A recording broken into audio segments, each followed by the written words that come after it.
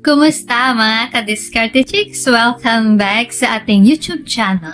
Ngayon, may interesanteng na tanong na sasagutin natin.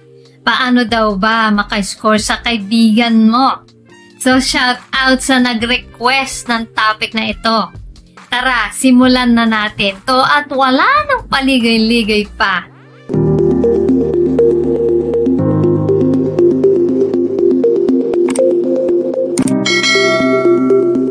Shoutout nga pala kay John Almera Florido at kay Peter Gabis. Maraming salamat sa inyo at sana ay makatulong ito sa inyo.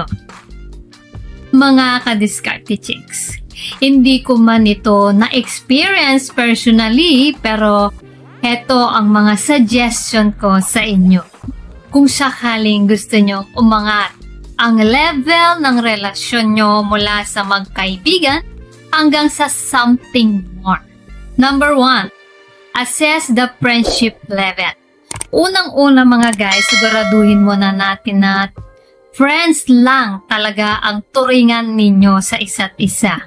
Kung okay sa'yo na malagay sa alanganin ng pagkakaibigan ninyo para lang maka-score, baka kailangan mo ng pag-isipan ng mabuti. Seryosong desisyon yan kasi kapag hindi maganda ang kinalabasan, mawawala ang friendship ninyo. Number 2, kung may seryosong pagtingin go through the right steps.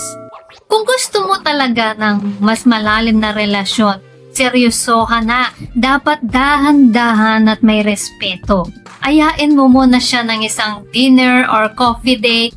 Pag andun na kayo, sabihin mo ng diretsahan pero may respeto. Tipong, Joy, matagal na tayong magkaibigan. Pero gusto kong malaman mo na iba na ang nararamdaman ko para sa'yo.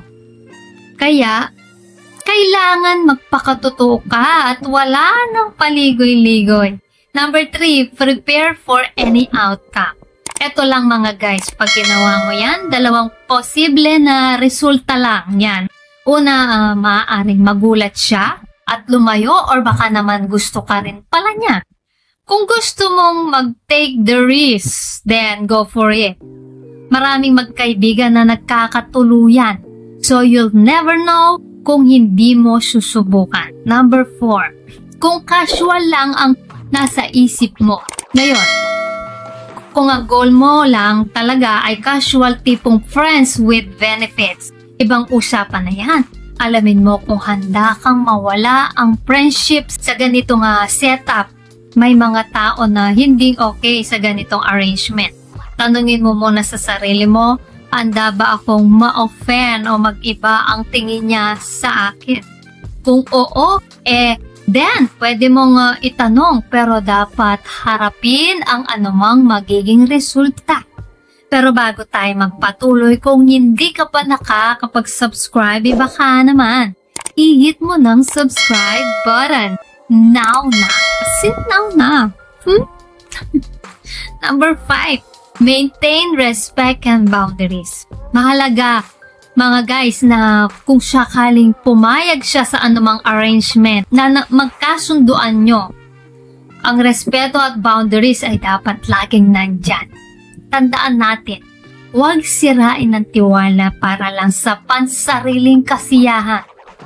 So ayan mga ka-Diskarte Chicks, yan ang thoughts ko sa ganitong sitwasyon.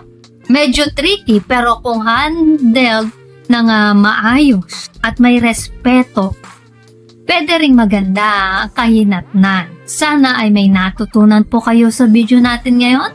Guys, abangan nyo po ang next video po natin. Doon ay pag-uusapan natin kung totoo bang nabibingi kayo kapag kinakain nyo ang pechay.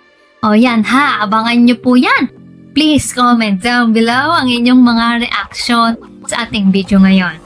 At kung may gusto po kayo i-share or itanong, i-comment nyo lang po sa comment section.